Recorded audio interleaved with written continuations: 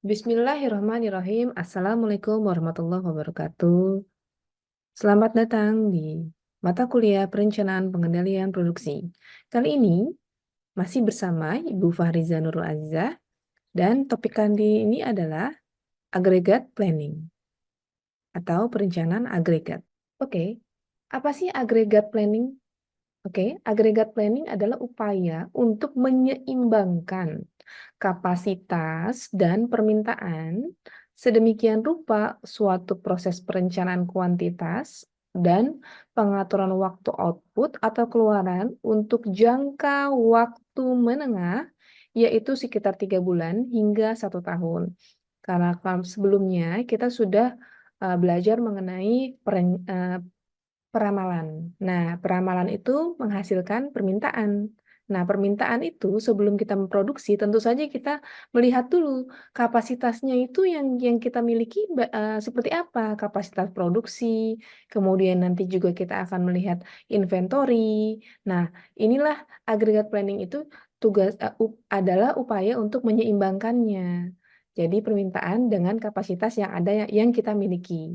Dan yang pasti kalau agregat itu hanya jangka waktunya itu menengah ya, sekitar yang kita pikirkan itu sekitar 3 bulan sampai 1 tahun. Kemudian perencanaan agregat ini memberikan gambaran kepada manajemen mengenai kebutuhan terhadap variabel-variabel produksi seperti persediaan material, tenaga kerja, dan sumber daya lainnya, sehingga biaya operasional dapat dikendalikan seminimal mungkin. Dilanjutkan nantinya akan membahas mengenai Master Production Schedule atau MPS. Nah, MPS ini adalah lawannya agregat planning atau disagregat. Nah, kalau misalnya disagregat ini waktunya itu sekitar 3 bulan sampai 1 tahun, agregat planning melihat mengenai kapasitas. Nah, nanti Master Production Schedule ini langsung kita lebih sedikit lagi, lebih kecil lagi, lebih sebentar lagi jangka waktunya, yaitu misalnya minggu sampai 1 minggu sampai 1 bulan. Itu Master Production Schedule dengan melihat karena sudah melihat kapasitasnya sudah ada sekitar 20, berarti yang permintaan 100 kita harus produksinya 20 saja karena masih banyak kapasitasnya adalah 80 gitu ya misalnya, atau sebaliknya. Oke. Kemudian bisa dilihat di gambar ini cost under aggregate planning. Jadi biaya-biaya yang di dalam atau di bawah planning atau perencanaan agregat. Ini adalah salah satu terdapat banyak ya, yaitu adalah fixed dan variable, fixed and variable. Oke, ini ada cost ya. Tentu cost itu ada fix, oke, ada yang variable. Jangan lupa ya. Kalau fix itu kayak seperti cost tanah, cost bangunan itu ya. Kemudian variabel ini adalah material, kemudian juga listrik ini termasuk cost-nya ya. Kemudian sumber daya manusia, oke. Kemudian backlog ini adalah hutang ya, bukan hutang uang ya, tapi produksi yang memang harusnya diproduksi bulan ini, tapi ternyata kita tunda menjadi karena kapasitasnya tidak cukup, ya kita tunda menjadi bulan depan gitu ya. Nah, kemudian production rates change, ini ada perubahan production. Kalau perubahan ada perubahan production, berarti kan ini harus mengganti molding, mengganti cetakan. Nah, itu pasti kan harus harus ada beberapa waktu yang tidak menghasilkan apapun ya, karena harus mengganti molding. Kemudian atau cetakan. Kemudian overtime or undertime. Overtime ini lembur, kemudian procurement pengadaan, kemudian produksi, kemudian inventory management. Ini kemudian juga workforce management. Selanjutnya, nah, menurut Krajewski, beberapa tujuan dari perencanaan agregat adalah sebagai berikut, yaitu adalah memperkecil biaya, untuk meningkatkan keuntungan, kemudian meningkatkan pelayanan pada konsumen, kemudian memperkecil investasi persediaan, Tentu saja karena persediaan merupakan cost juga, kemudian menurunkan perubahan dalam skala produksi, oke, kemudian karena ini berusaha untuk perubahannya itu dikecilkan frekuensinya, kemudian perencanaan tenaga kerja, kemudian yang terakhir adalah menurut Krajewski adalah penggunaan mesin dan peralatan karena bagaimana kita mengefisiensikan dan menggunakan semaksimal mungkin mesin dan peralatan yang kita miliki. Nah, due to capacity, mengacu pada kapasitas, ini pilihan untuk situasi di mana permintaan perlu ditingkatkan agar sesuai dengan kapasitas. Kenapa? Karena bagaimana caranya? Dengan penetapan harga, yaitu dengan memvariasikan harga untuk meningkatkan permintaan pada periode ketika permintaan kurang di puncak. Sebenarnya ini lebih ke um, sales ya atau penjualan. Jadi bagaimana kita memvariasikan harga gitu ya, harga jual misalnya ya untuk apa supaya kapasitas kita laku nih misalnya atau misalnya nih ini sudah sebentar lagi bulan puasa ya supaya kita lebih laku gitu ya maka variasikan harganya ini divariasikan menjadi lebih murah misalnya. Kemudian promosi ya. Nah, promosi itu adalah dengan cara iklan, kemudian pemasaran langsung, dan bentuk promosi lainnya digunakan untuk mengubah permintaan agar meningkat, gitu kan? Keinginan kita adalah permintaannya selalu meningkat. Kemudian pemesanan kembali dengan menunda pengiriman pada saat pesanan saat ini, permintaan dialihkan ke periode ketika kapasitas tidak sepenuhnya digunakan. Jadi kalau misalnya ada yang kosong, kalau misalnya periode mau sirup marjan misalnya, kalau misalnya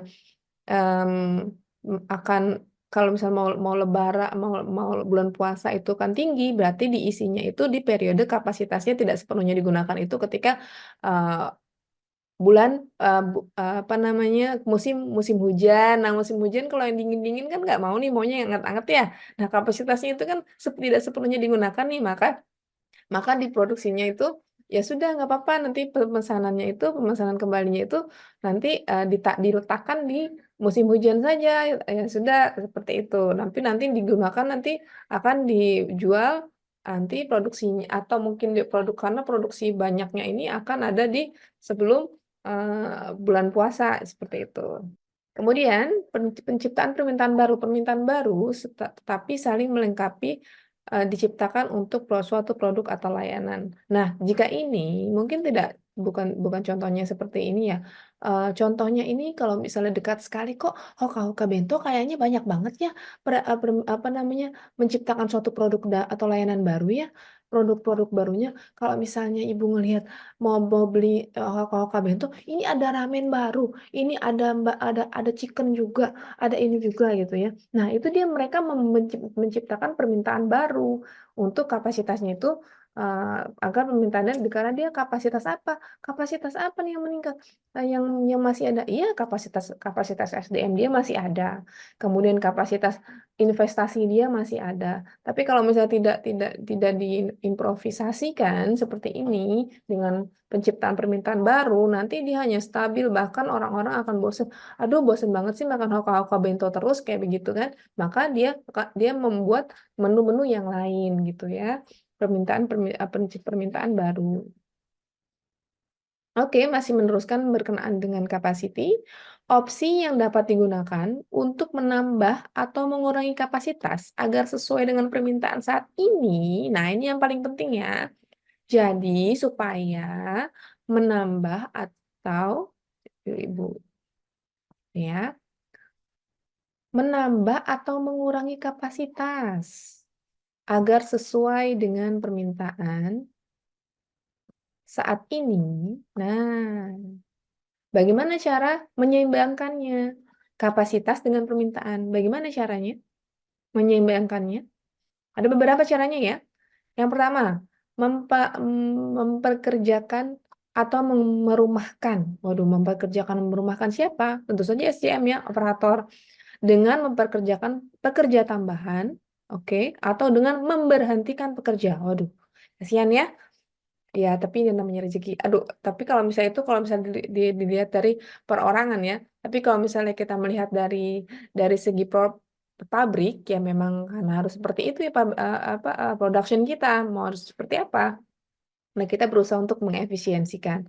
Nah, tapi nanti akan ada alternatif lain ya nanti ya. Ini kan mempekerjakan dan perumahkan ya. Tapi nanti akan ada alternatif lain. Oke, kemudian pekerja paruh waktu atau pekerja lepas dengan menggunakan pekerja sementara atau pekerja lepas. Nah, ada juga yang memang menggunakan pekerja sementara atau pihak ketiga. Atau pihak ketiga ini adalah ini kita butuh butuh orang tambahan nih. Oh ya sudah ada PT yang memberikan memberikan penyewaan atau misalnya meminjamkan tenaga kerja seperti itu ya. Nah, itu juga bisa kita gunakan.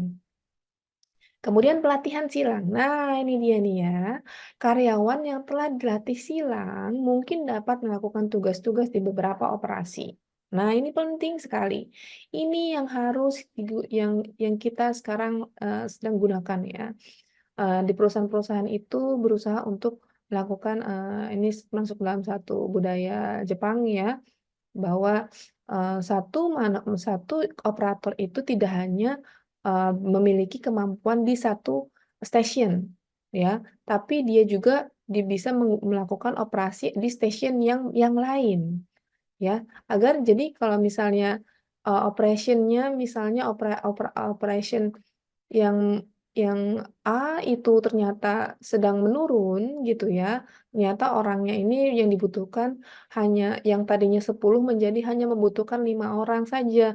Waduh, 5 orang yang lain kemana nih? Masa iya dirumahkan, ya kan, dirumahkan. Ya sudah kalau begitu, kalau misalnya dia bisa melakukan hal yang lain, punya kemampuan yang lain, yang 5 orang sisanya ini bisa ditaruh di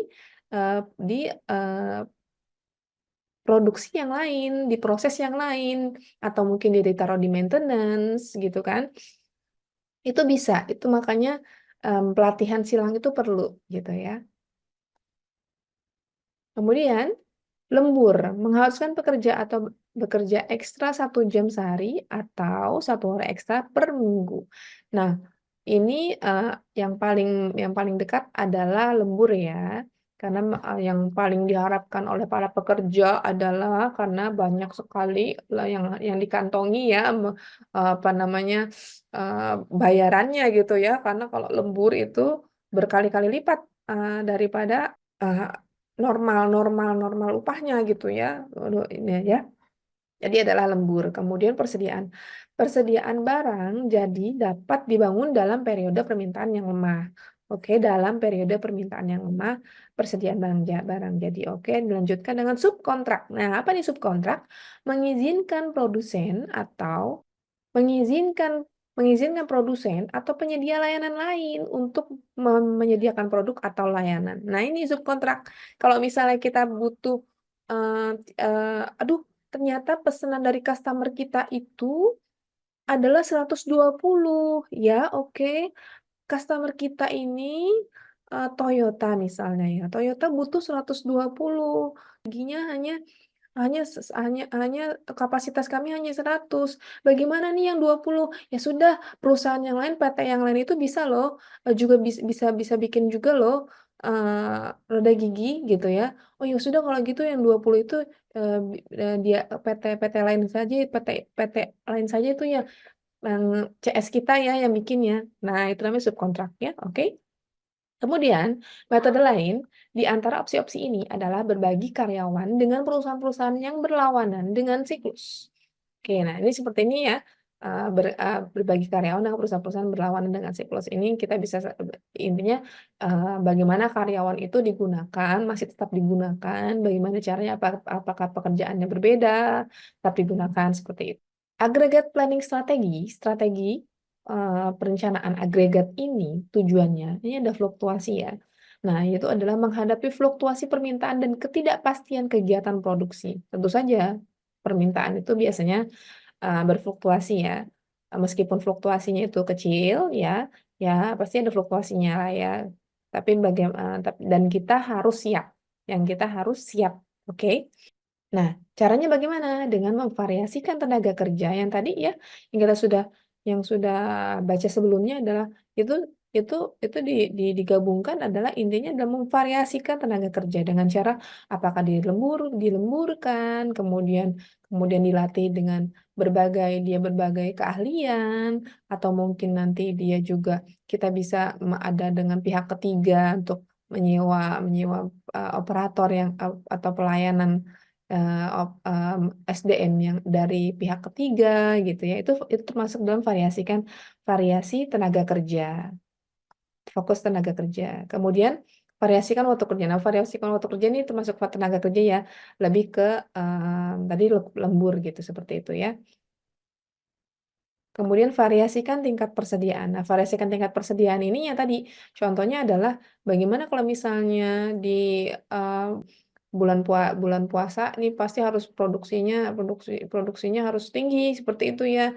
Nah, lalu bagaimana supaya bisa permintaannya bisa persediaannya bisa mengimbangi gitu, mengimbangi permintaan pada saat bulan puasa gitu ya. Kalau gitu nanti persediaannya nanti ditumpukan waktu pas ketika musim hujan misalnya seperti itu ya. Kemudian juga tingkat persediaan juga bisa diletakkan di mana, di distributor mana taruhnya. Maka nggak mungkin di pabrik beratusan ribu misalnya botol gitu ya, hanya ditaruh di satu tempat gitu ya. Tidak, tentu saja tidak muat seperti itu. Makanya dia pasti memiliki beberapa, distributor misalnya di setiap pulau itu mereka punya distributor. Nah, disitulah atau distributor atau gudang, ya, bisa setiap gudang. Jangankan marjan ya, itu, eee, mmm mobil gitu ya, mobil juga punya punya gudang ya, punya gudang tempat, bukannya gudang itu bukan tertutup ya, tapi lahan untuk meletakkan, barang jadi, seperti itu ya, dan tidak hanya ditaruh di pabriknya nggak muat loh, parkirnya taruh di mana, gitu ya. Hanya muatnya berapa kapasitasnya, berarti ditaruhnya di mana gitu. Itu biasanya itu salah satu contohnya adalah ada produksi Suzuki itu waktu itu, sebelumnya itu tidak muat berarti ditaruh di pabrik di Tambun waktu itu, tapi diletakkan di tempat yang lain, seperti itu. Nah, yang terakhir adalah berkaitan dengan subkontrak yang tadi ya kita lihat ya, eee teman kita lah, PT teman kita lah yang bisa kita, kasih pekerjaan ibaratnya ya, kasih rezeki juga dibilangnya kalau gitu ya, "Ini rezeki juga nih, kerjaan juga nih, dapat juga nih, ini tolong kita ya." Ya, gitu seperti itu ya subkontrak.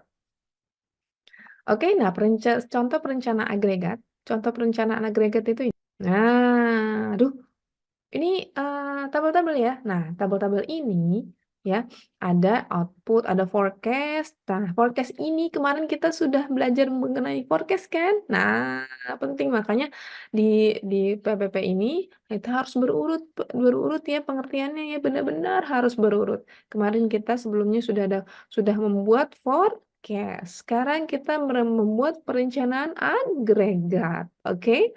Nah, agregat ini ada output kemudian dilihat dari normalnya berapa kapasitasnya, kemudian lemburnya berapa, kalau dilihat dari forecast-nya, kemudian nanti akan ada penjelasan, video yang lain ya berkaitan dengan perencanaan agregat ini, tapi ini hanya Ibu jelaskan tidak secara rinci. Kemudian, inventory ini masih nyambung ya, inventory-nya ini awalnya 0, kemudian ternyata ada sisanya ya, ada 8.000 gitu ya. Nah ini 800 sorry, dan 800 ternyata pindah ke sini awalnya. Ini pindah ke sini, 1.600 pindah ke sini ya. Karena inventory akhirnya di bulan Maret menjadi awal di bulan April, seperti itu ya. Oke. Kemudian ada biayanya itu tergantung biaya berapa inventory-nya. Ini kan ada inventory-nya nih ya, inventory-nya segini 8.000, 800 menjadi inventory-nya menjadi 4 juta. Kalau 160 berarti inventory-nya harganya segini. Kalau misalnya inventory-nya ada 1.800 berarti ya biayanya segini, seperti itu ya. Kemudian back order ingat back order itu adalah yang belum diproduksi gitu ya, yang ada total biaya, oke? Itu garis besarnya, contohnya, oke? Nah, di sini, agregat planning strategi mana agregat planning ini ya, ada pure strategi, kemudian ada mix or hybrid strategi. Nah, murni strateginya itu ada level production strategi level produksi, kemudian strategi mencapai demand, oke, demand itu tadi apa? Permintaan, kemudian strategi workforce stable, kemudian ini adalah menstabilkan pekerjaan, oke. Kemudian di sini ada yang strategi bagaimana untuk mix ya. Nah, kita yang pertama di chase demand strategi. Chase demand strategi ini, chase demand, chase mengejar ya, mencapai. Demand itu permintaan kan, oke. Mencocokkan kapasitas dengan permintaan output yang direncanakan untuk suatu periode ditetapkan permintaan untuk periode tersebut. Keuntungannya, investasi dalam persediaan rendah. Itu yang kita pengen ya. Kemudian pemanfaatan tenaga kerja tetap tinggi.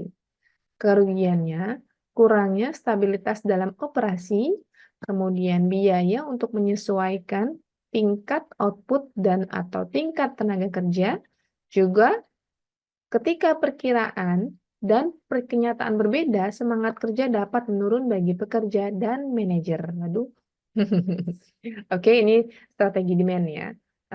Strategi di chase demand. Oke, lanjut. Baik, kita lanjut ke level capacity strategi atau strategi level dengan tingkat kapasitas. Oke, ya ini adalah mempertahankan tingkat output waktu reguler yang stabil sambil memenuhi variasi permintaan dengan kombinasi opsi persediaan, kemudian lembur, kemudian pekerja paruh waktu, kemudian juga ada subkontrak yang tadi sebelumnya kita sudah ada ya, sudah mengerti ya mengenai hal-hal seperti ini untuk apa gitu ya, dan pesanan kembali atau backlog. Nah, keuntungannya apa ini? Untuk tingkat produksi dan tingkat tenaga kerja yang stabil, oke? Karena dia ingin tingkat output ini stabil nih, lihat nih tingkat output waktu regulernya stabil gitu loh dengan memenuhi variasi permintaan. Jadi memang permintaan itu selalu bervariasi, tapi dia berusaha untuk mempertahankan waktu regulernya stabil. Nah, makanya keuntungannya ini tenaga kerja dan produksinya itu stabil. Kemudian masalah moral yang lebih sedikit karena dia sedikit sekali waktu-waktu yang tidak stabilnya karena dia waktunya ini reguler. Kemudian juga penggunaan fasilitas peralatan dan fasilitas yang stabil. Ya tentu saja karena opsi tingkat output waktu regulernya ini stabil, itu efeknya. Nah, kerugiannya apa nih? Biaya persediaan yang lebih besar. Yes, of course, permintaan yang lebih besar. Kalau misalnya dia ini reguler, tapi permintaannya lagi sedikit, nah, lalu bagaimana? Berarti ada kelebihan produksi dong. Nah, ya udah kalau ada kelebihan produksinya yang waktunya reguler yang biasanya kita kapasitasnya 100, tapi ternyata permintaannya ada cuma 50, berarti 50 yang lebih masuknya kemana? Ke persediaan deh, ya udah taruh aja di gudang. Nah, dan ingat kalau misalnya biaya persediaan itu adalah cost ya. Jadi ada masuk ke biaya persediaan. Kalau misalnya hanya kecil-kecil sih tidak masalah, tapi zaman sekarang kecil-kecil pun itu termasuk adalah persediaan dan itu merupakan cost. Dan tujuannya yang kemarin pernah Ibu selalu berusaha ya adalah tidak hanya zero accident, ya zero accident itu adalah kecelakaan, nol kecelakaan, tapi juga kemudian juga ada zero defect ya. Zero defect itu adalah tidak ada barang barang reject seperti itu ya, tapi juga zero inventory. Mereka berusaha bagaimana caranya tidak ada persediaan atau inventory seperti itu ya, karena merupakan adalah biaya ya. Kemudian eh, meningkatkan waktu lembur dan waktu menganggur. Nah, ini bisa saja ya meningkatkan waktu lembur dan waktu menganggur gitu ya. Nah, bagaimana choosing a strategi, bagaimana kita memilih strategi ya. Untuk memilih strategi yang sesuai, keputusan ini didasarkan, oke, pada faktor-faktor pertimbangan organisasi dalam kondisi mereka, dalam hal 3 faktor penting. Jadi tidak bisa asal memilih ya. Aduh maunya yang ini, maunya yang ini gitu ya, maunya yang level atau maunya yang tadi level strategi atau maunya tadi yang chase demand gitu ya. No, tidak hanya pilih tapi melihat melihat yaitu adalah faktor penting ini adalah kebijakan perusahaan, sorry, kebijakan perusahaan, kemudian fleksibilitas, dan tentu saja adalah biaya. Itu yang harus dipertimbangkan. Jadi, kalau misalnya ada keputusan, kenapa sih kok perusahaannya begini? Kenapa sih begini? Kenapa sih? Iya, karena banyak permintaan. Permintaannya kenapa? Nah, kenapa kamu memilih ini? Harus ada alasannya. Alasannya itu seharusnya eksak, bukan karena perasaan ya, bukan ya, ya. Oke. Karena saya demen, aduh, bukan karena demen ya, tapi harus eksak ya, mana datanya mana gitu ya, oke. Hari gini ya, apalagi anak-anak eksak ya, anak teknik gitu ya. Meskipun perempuan juga tetap aja ya, ya ibu juga harus pakai eksak ya. Oke, lanjut. Bu Riza apa sih? Kemudian kebijakan misalnya adalah perekrutan dan subkontrak. Oke, apakah perekrutan, kemudian subkontrak, kemudian biaya. Biasanya perencana agregat berusaha untuk mencocokkan penawaran dan permintaan dalam kendala yang dibebankan kepada mereka oleh kebijakan atau perjanjian dan dengan biaya minimum yang selalu kita cari. Low cost, oke? Low cost. Pokoknya cari yang murah. Oh, oke ya. Gaya perempuan biasa seperti itu ya. Makanya biasanya yang ngurus-ngurus duit-duit seperti ini ya, itu tuh ya kita ya. Enggak juga ya, kamu harus laki-laki juga harus membiayakan efisiensi, kerennya efisiensi. Kalau misalnya kita biaya minimum, tapi kalau misalnya kerennya laki-laki adalah low cost ya, and efisiensi, yes, bahasanya gitu. Oh sorry, ini lanjut ke fleksibilitasnya ya.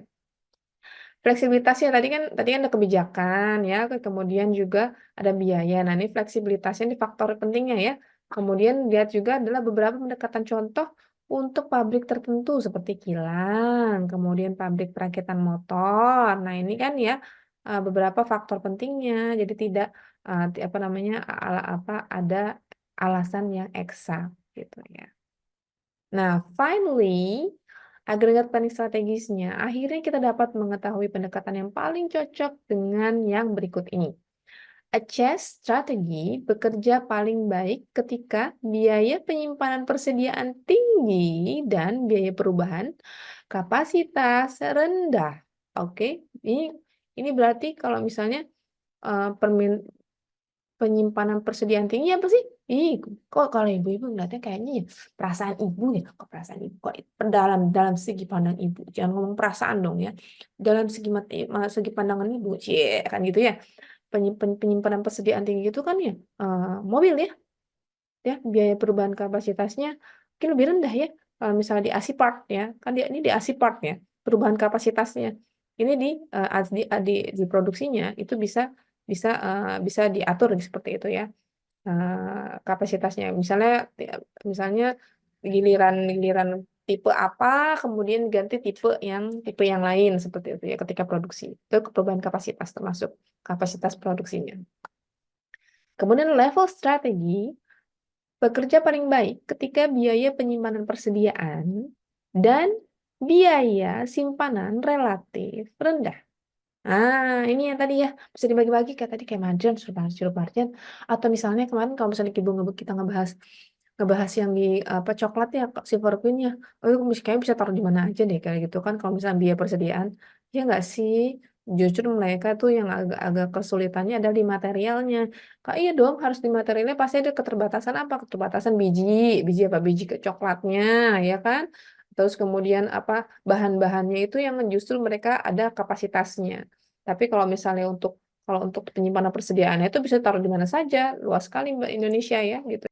Oke, agregat planning guidelines. Yang pertama, petunjuknya adalah, oke, langkah-langkahnya adalah menentukan kebijakan perusahaan mengenai variabel-variabel yang dapat dikendalikan. Kemudian menggunakan forecast, nah yang kemarin kita pakai, yang kemarin kita buat ya, yang baik sebagai dasar perencanaan. Kemudian membuat perencanaan ke dalam unit-unit kapasitas yang tepat.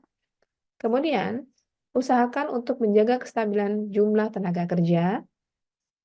Lebih baik melakukan pengendalian terhadap persediaan dengan ketat daripada menyediakan inventory atau persediaan yang berlebihan. Karena cost ya. Kemudian yang keenam, tetap menjaga fleksibilitas untuk menghadapi perubahan. Tentu saja perubahan itu tidak bisa kita hindari. Yang ketujuh adalah selanjutnya menanggapi permintaan dengan cara yang terkendali, kemudian mengevaluasi perencanaan secara teratur. Nah, sebelum kita lanjut ke disaggregate planning. Nah, ini lawannya ya. Lawannya agregat adalah disaggregate ya, disaggregate planning. Ya. Nah, ada perhitungan ya, berperhitungan ada di video yang lain. Oke, video selanjutnya.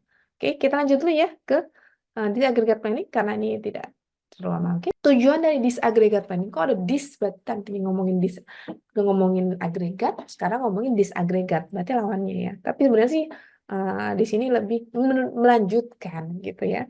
Oke, disaggregate dilakukan untuk menyusun jadwal induk produksi. Nah, kalau tadi itu kan hanya kita melihat kapasitas per bulan, kapasitas per hari, kapasitas, kemudian inventory, bagaimana. Nah, sekarang kita menyusun nih, oh iya kita punya kapasitas, oke, berarti kita udah bisa produksi nih, udah melihat nih, sudah ada peramalan, kemudian ada jadwal produksi, kemudian ada kebutuhan produksi gitu ya. Unit produksinya berapa, kemudian juga kita harus menyusun jadwal induk produksinya setelah diketahui jadwal produksi agregatnya. Nah, gitu ya. Kita meneruskan nih. Nah, disaggregate metode ini ada beberapa ya. Ada di presentase. Oke, ini biasanya umum. Bisa ada juga Beaton and Hex dan Hex and Mill. Ini ada beberapa metode. Nah, seperti yang kita pelajari sebelumnya ya, yang di perencanaannya, sorry, bukan perencanaan, di peramalan ya, ada beberapa metode ya yang kita buka buka pandangan kita, buka ilmu kita gitu ya. Ternyata banyak sekali metodenya. Di sini juga ya untuk disagregat untuk membuat jadwal induk produksi MPS saja itu ada beberapa metode loh seperti ini ya.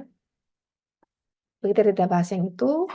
Ini jadi MPS definisinya adalah pernyataan produk akhir atau end item. Apa saja yang akan diproduksi dalam bentuk jumlah dan waktu kapan diproduksi. Jumlahnya berapa? Produknya apa? Oke ya. Kayak gitu ya. Kalau misalnya kemarin ke produksi ke AHM ya Ibu waktu pas sistem produksi ya yang tahun kemarin tahun 2004 kemarin Ibu ajak ke produksi ke AHM ya. Berarti kan ada yang bikin apa tuh Scoopy ya. Kemudian juga ada apa sih? Itu kok lupa ya. Ada Scoopy, kemudian apa lagi sih? Nmax ya. Iya. Nah, itu ya ada beberapa. Jadi sudah ada jadwalnya, kemudian juga sudah ada jumlahnya. Nah, kemudian jadwal produksi merupakan disagregat dan implementasi perencanaan produksi. Nah, tadi implementasi perencanaan produksi agregat itu ya. Makanya bilangnya disagregat. Karena sebenarnya jadwal produksi itu adalah disagregat. Atau bilangnya itu jadwal produksi gitu loh. Jadwal induk produksi padahal kalau bahasa Inggris itu ini loh. Material production schedule, material production schedule. Oke. Master production schedule. Jadwal induk produksi merupakan ringkasan jadwal produksi produk jadi untuk periode mendatang yang dirancang berdasarkan pesanan pelanggan atau ramalan permintaan. Nah, yang kita kemarin bikin ya. Dalam sistem Material Requirement Planning, MRP, nanti lanjutkan lagi setelah MPS itu ada Material Requirement Planning. Ini apa ada Material Requirement? Material requirement yang dibutuhkan, kan? Perencanaan, oke. Material yang dibutuhkan. Diasumsikan bahwa pesanan yang dicatat dalam jadwal induk produksi adalah pasti kendati pun hanya merupakan ramalan ya. Meskipun ramalan, tapi pokoknya itu tugas, ibaratnya tugas yang pasti. Gitu ya. Oke, fungsinya adalah MPS itu Master Production Schedule ini menjadwalkan produksi dan pembelian material untuk produk atau item. Oke, kemudian penjualan produksinya ya, kapan, di mana produksinya. Jadwal induk produksi menyatakan kapan, jumlah, dan due date produk harus dipesan. Kemudian, menjadi masukan data sistem perencanaan produk material, jadwal induk produksi dijabarkan melalui Bill of Material untuk menentukan jumlah kebutuhan komponen, material, dan perakitan sehingga jadwal induk produksi dapat dipenuhi. Bill of Materialnya ini, ya, Bill of Material dia sudah belajar nih ya di praktikum ya, sebagai dasar penentuan kebutuhan sumber daya seperti tenaga kerja, jam mesin, atau energi melalui perhitungan perencanaan kapasitas kasar, jadwal induk produksi dinyatakan dalam satuan produk, bukan lagi agregat ya. Kemudian perencanaan kapasitas dapat dilakukan lebih rinci kapasitasnya ya.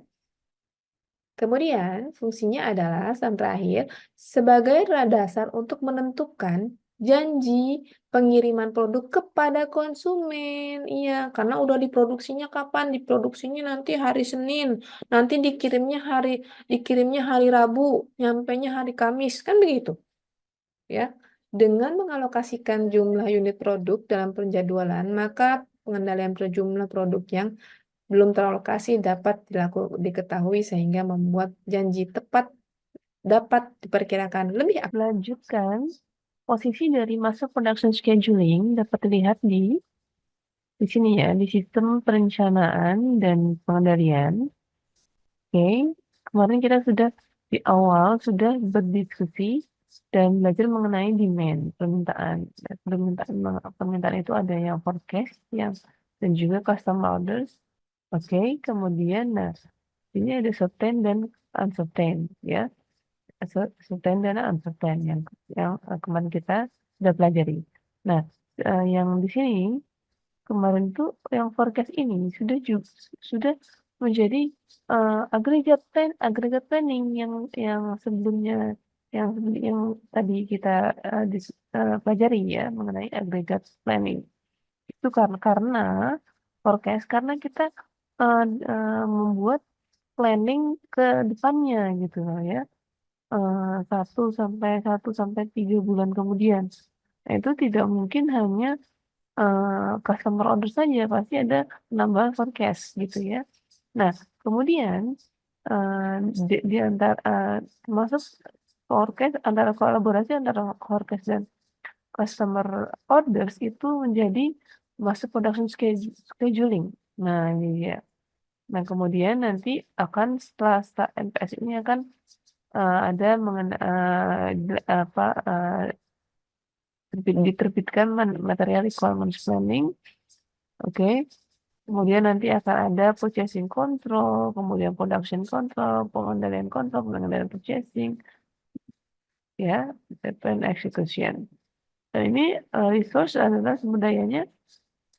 Di sini ada record capacity plan, kapasitasnya di sini nanti di production schedule kita juga akan mempelajari mengenai RCCP ya kita sebutnya ya RCCP.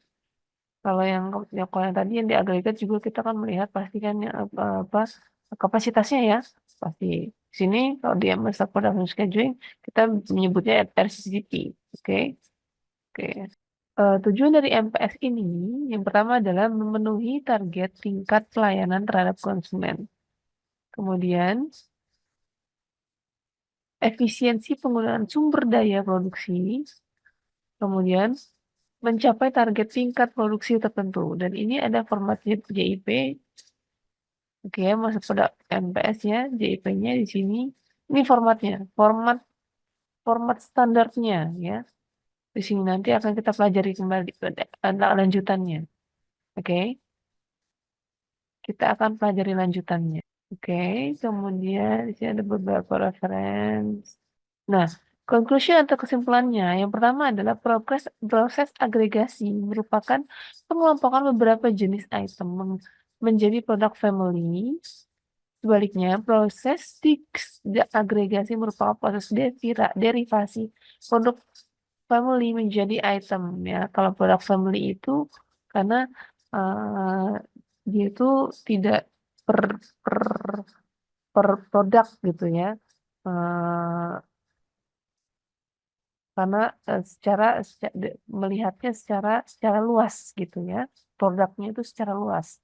Sedangkan kalau misalnya disagregasi ini secara detail gitu loh. Produknya mobilnya kan produknya banyaknya tipenya. Nah, tipe yang mana nih? Tipe Rush kah? Kalau di Toyota tipe Rush kah? Tipe Avanza kah? Gitu kan ya. Kalau misalnya yang agregasi itu secara total gitu ya. Apa eh, mobilnya berapa gitu ya. Kemudian dilanjutkan strategi pada kedua proses tersebut ditujukan agar dihasilkan kapasitas produksi yang optimal dan tentu saja berkaitan dengan kapasitas produksi ya.